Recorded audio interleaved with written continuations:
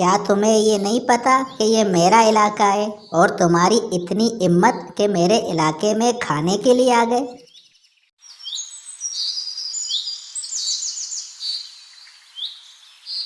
बहुत पुराने वक्तों की बात है। दूर जंगल में कहीं एक चिड़िया और कौवे के घर पास पास थे।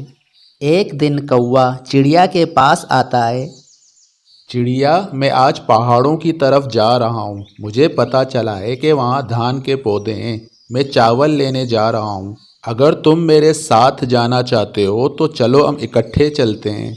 कभी नहीं कालू भैया, मैं पहाड़ों की तरफ कभी नहीं जाऊंगी। वहाँ एक जालिम चील रहती है। सुना है वो हर परिंदे का पर तोड़ देती है। चिड़िया, अगर नहीं आना है तो मैं अकेला ही चला जाता हूँ। आप जाएं, मैं नहीं जाऊंगी। और फिर कालू कौवा अकेला ही पहाड़ों की तरफ चला जाता है। कालू कौवा कुछ ही देर में पहाड़ों के पास पहुंच जाता है। वो काफ़ी देर तक खोज करता है, लेकिन उसे कहीं भी धान के पौधे नज़र नहीं आते और वो मायूस होकर एक पेड़ पर बैठ जाता है। अभी वो बैठा ही था कि वहाँ एक चील आ जाती है। कौवे जी, क्या हो रहा है? आज आप मेरे इलाके में क्या कर रहे हो? कुछ नहीं चीलती, सुना है यहाँ कुछ धान के पौधे हैं। बस थोड़े चावल खाने आया था। क्या तुम्हें ये नहीं पता कि ये मेरा इलाका है और तुम्हारी इतनी हिम्मत कि मेरे इलाके में खाने के लिए आ गए। ऐसा कहते हुए वो कालू कौवे को उठा लेती है और फिर वो चील उसे पहाड़ों की चोटी पर ले जाती है।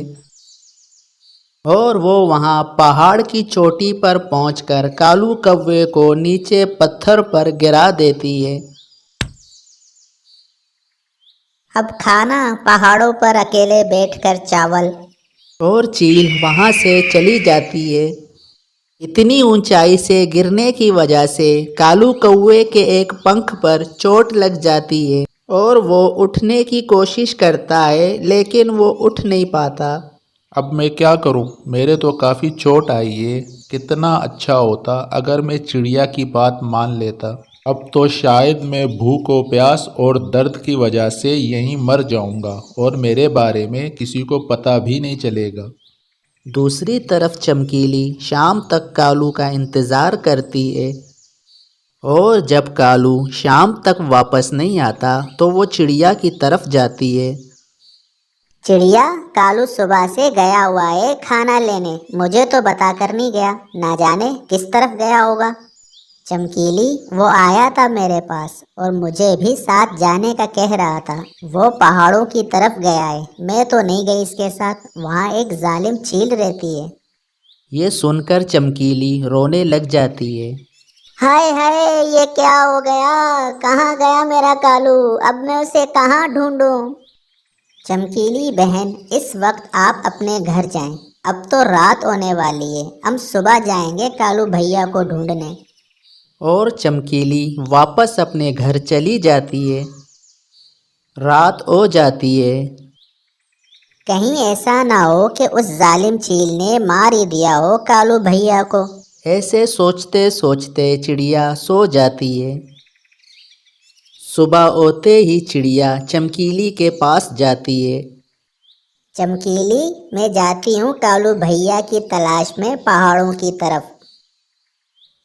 और चिड़िया कौवे की तलाश में निकल जाती है। चिड़िया पहाड़ों पर कालू कौवे को तलाश करती है।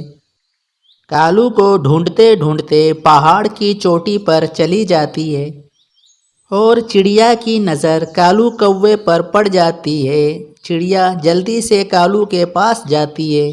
कालू, ये क्या हुआ तुम्हारे साथ? और कालू चिड़िया को सारी बात बताता है।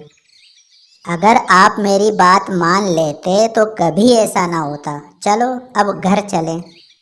लेकिन मैं उड़ नहीं सकता, मेरा पंख बहुत ज़्यादा जख्मी है। अब मुझे आपको नीचे उतारने का कोई बंदोबस्त करना होगा।